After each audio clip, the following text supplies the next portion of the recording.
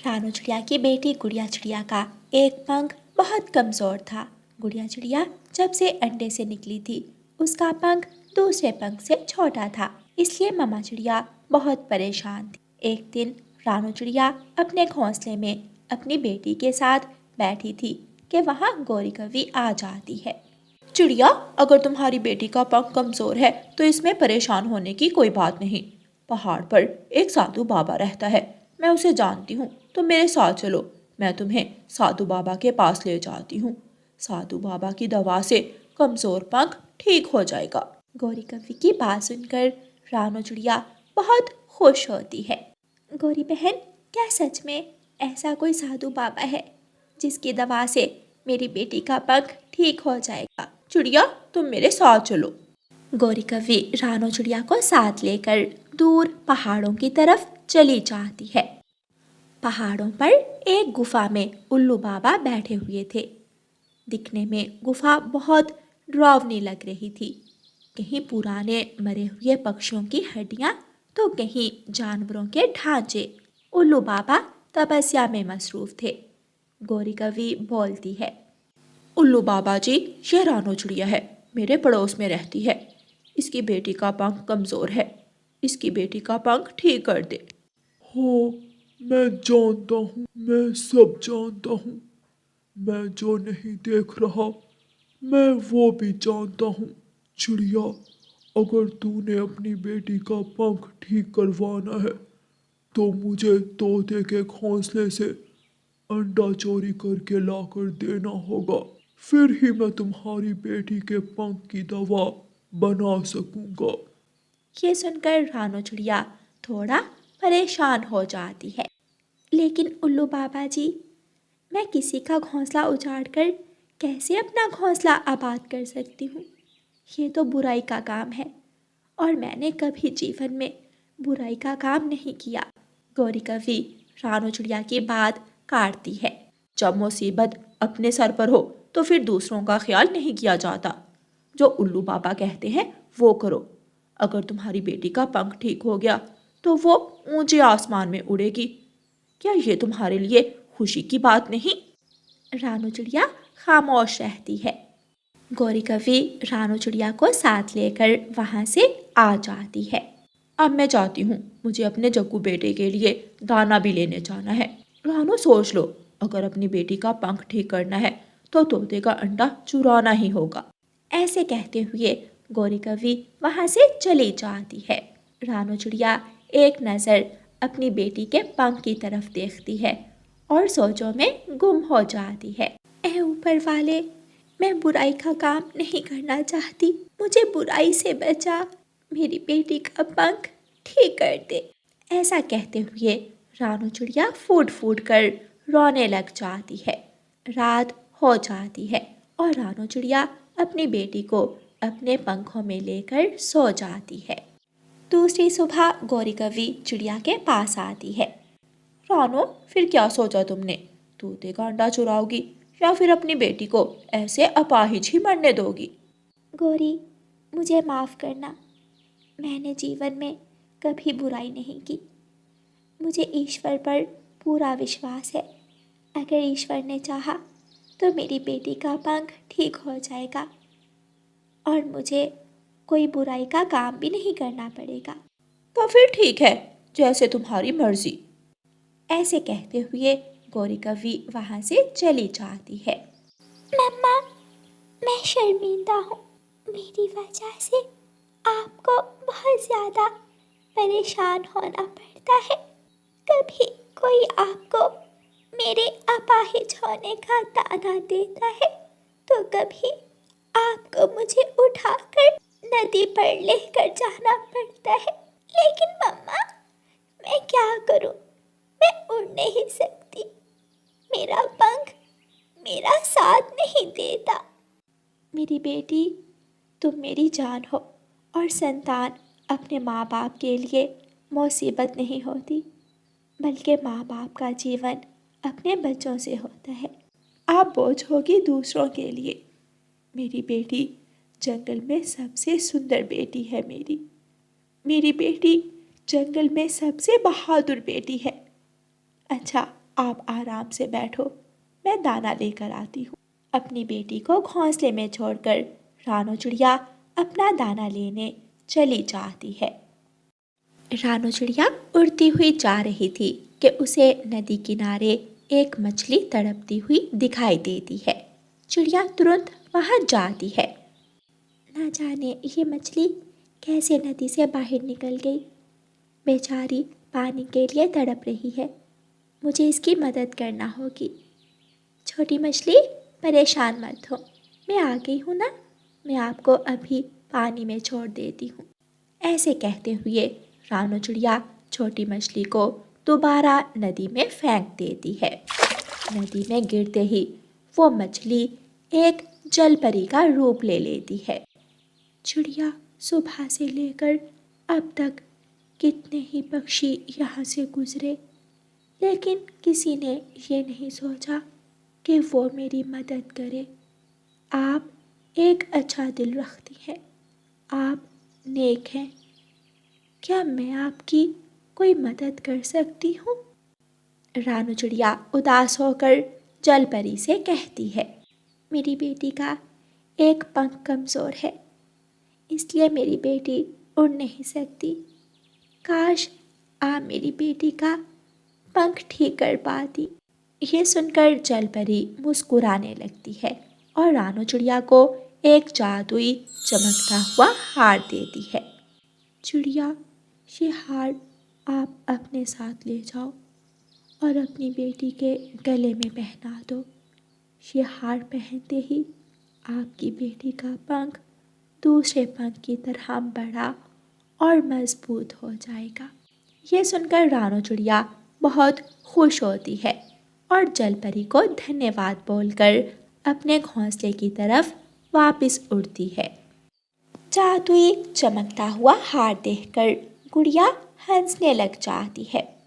मम्मा, आप तो मेरे लिए दाना लेने गई थी और फिर आप हार कहाँ से ले आई? ये तो बहुत खूबसूरत है, चमकता हुआ जादुई हार लग रहा है।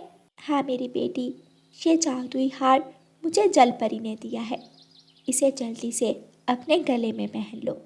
गुड़िया जादुई हार को अपने गले में पहनती है।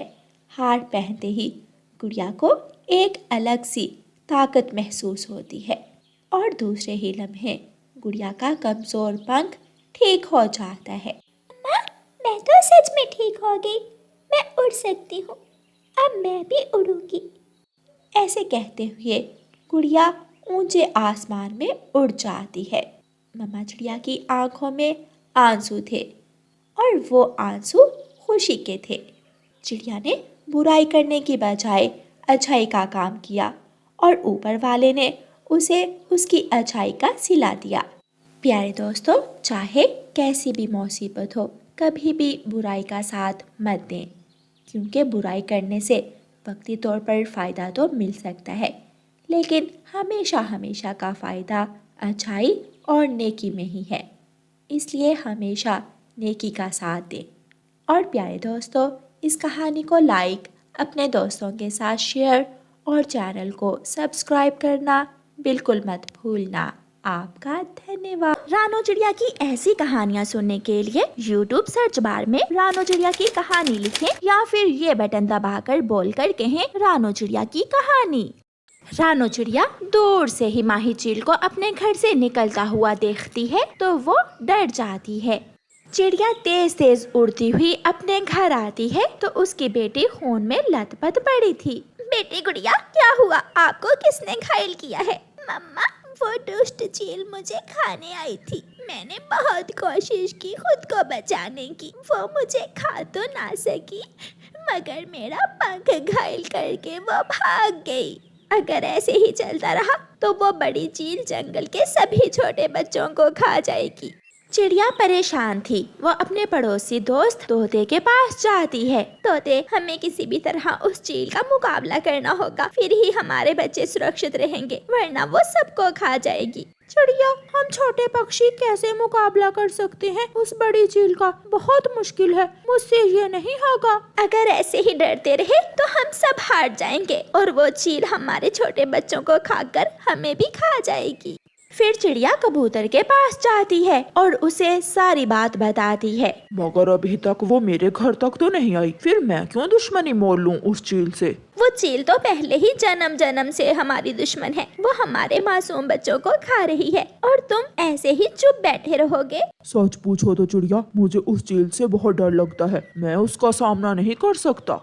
चिड़िया जान जाती है कि अगर मुकाबला करना है तो उसे अकेले ही मुकाबला करना होगा उस चील का। चिड़िया योजना बनाती है और घने जंगल में रहने वाली दूसरी शीला चील के पास जाती है। चिड़िया चिड़िया, खुद चलकर मेरे पास आ गई हो, क्या जिंदगी से प्यार नहीं है तुम्हें? शीला चील, जिंदगी से प्यार क्या होगा? वो माही चील मेरे दोनों बच्चों को खा गई है और अब मुझे खाने वाली है। मैं चाहती हूँ कि इससे पहले कि वो मुझे खाए, आप ही मुझे खा लो, क्योंकि आप बहुत अच्छी चील हो। क्या मैं सच में बहुत अच्छी चील हूँ?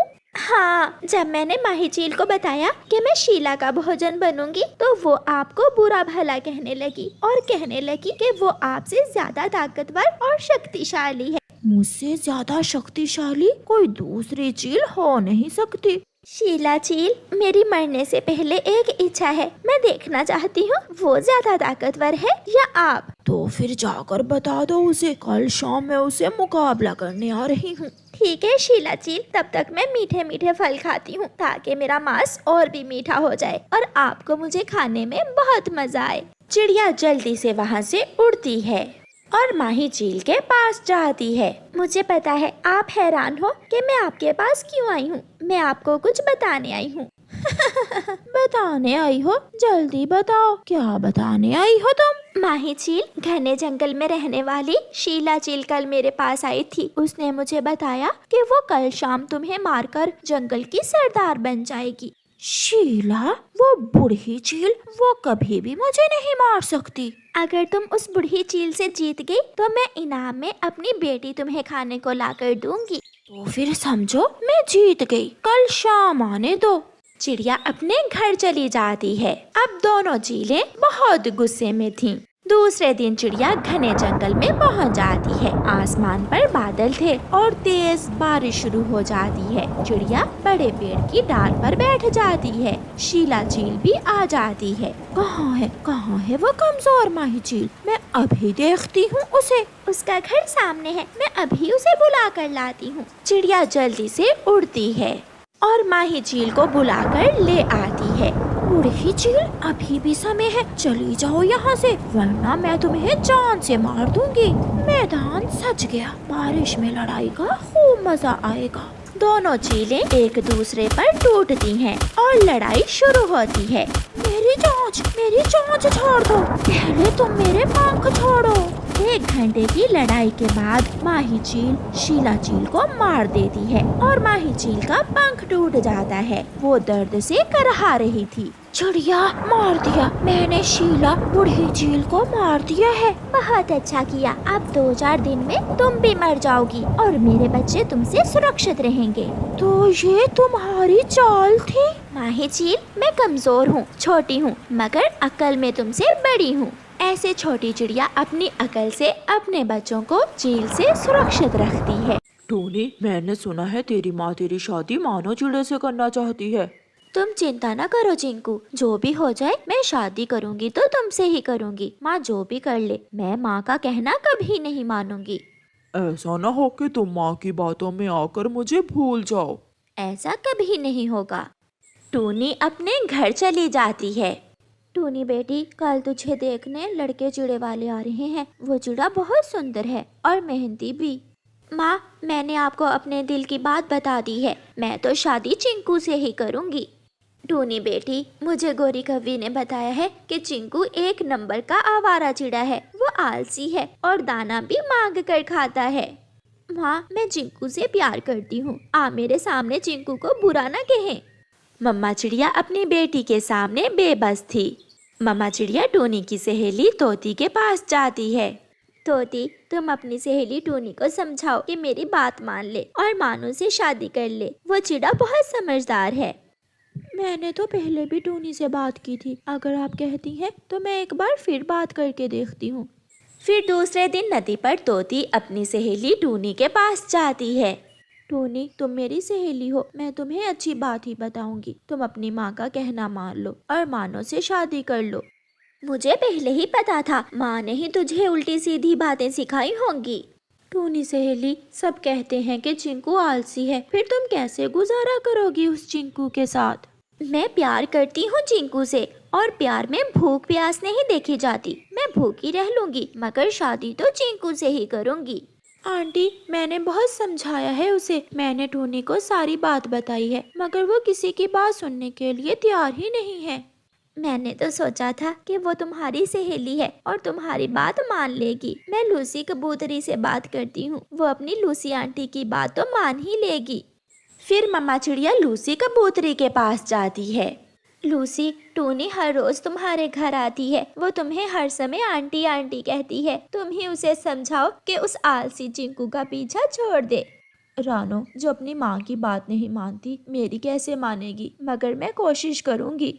शाम के बाद लूसी अपने घर के बाहर बैठी हुई थी कि टोनी वहाँ आ जाती है। आंटी लूसी, कैसी हो? मैं तो ठीक हूँ, मैं तुम्हारा ही इंतजार कर रही थी। क्या माँ आई थी? माँ ने जरूर आपको भी वही कहा होगा जो मेरी सहेली मीना से कहा था। तो तुम अपनी माँ की बात मान क्यों नहीं लेती हो? आज के बाद मैं आपके पास भी नहीं आऊंगी। जो जो मुझे चिंकू को छोड़ने का कहेगा, मैं उसे छोड़ दूंगी। पछताओगी एक दिन। सब जलते हैं मुझसे। मेरी और चिंकू की सुंदर जोड़ी से सब जलते हैं। टोनी गुस्से में वहाँ से चली जाती है। माँ हार जाती है और टोनी जीत जाती है। टोनी बेटी, मैं हारी, तुम जीती। बुलाओ उस चिंकू को कि तुम्हें ब्याह कर ले जाए। ये सुनकर टोनी खुश हो जाती है। फिर दूसरे दिन चिंकू टोनी को बिहाने आ जाता है। चिंकू बेटा, आपके मम्मा पापा में से कोई भी साथ नहीं आया। टोनी, तुमने बताया नहीं माँ को कि मेरे मामा पापा तो कब के मर गए हैं? मैंने बताया था, माँ भूल गई हैं। फिर अकेला चिंकू टोनी को बिहा कर ले जाता है। घर जाकर 2-4 दिन तो चिंकू टोनी की खूब सेवा करता है और फिर 5वें दिन टोनी से कहता है, टोनी, अब तुम नई नवेली दुल्हन नहीं रही हो। जाओ, मेरे लिए और अपने लिए दाना ले आओ। चिंकू, मगर तुमने कहा था कि दाना तुम लाया करोगे। मैंने झूठ बोला था। अगर मैं झूठ ना बोलता तो तुम कैसे मुझसे शादी करती? फिर चिंकू टोनी से दाना मंगवाता और खुद घर में बैठकर आराम करता। और तो और एक दिन चिंकू के 2 दोस्त उल्लू भी घर आ जाते हैं। टोनी, आज मेरे इन दोस्तों के लिए भी दाना तुम ही लाओगी। टोनी तो अब बहुत थक गई थी। आहिस्ता आहिस्ता दोनों में खचाव बढ़ता रहता है। और फिर एक दिन चिंकू टोनी से कहता है, लाओ लाओ, अपना ये हार मुझे दो। मैंने ये हार बेचकर दारू पीना है। ये हार मैं तुम्हें किसी कीमत पर नहीं दूंगी। ये हार मेरी माँ ने मुझे दिया था। मगर चिंकू टोनी से वो हार छीन लेता है। जब कुछ दिनों बाद टोनी अंडा देती है तो चिंकू अपना ही अंडा उठाकर तोड़ देता है। जालिम, ये तुमने क्या किया? तुमने अपना ही अंडा तोड़ दिया। घर छोटा है, इस घर में बच्चों की जगह नहीं है, और वैसे भी मुझे बच्चे अच्छे नहीं लगते। टोनी की जिंदगी दुखों से भर जाती है, मगर वो सारे दुख सह रही थी क्योंकि उसने अपनी माँ को नाराज करके चिंकू से शादी की थी। अब सारी जिंदगी दुख टोनी का मुकद्दर थे। वो रोती रहती है और अपनी माँ की बातें याद करती रहती है। प्यारे दोस्तों, इस कहानी को लाइक, अपने दोस्तों के साथ शेयर और चैनल को सब्सक्राइब करना बिल्कुल मत भूलना। आपका धन्यवाद।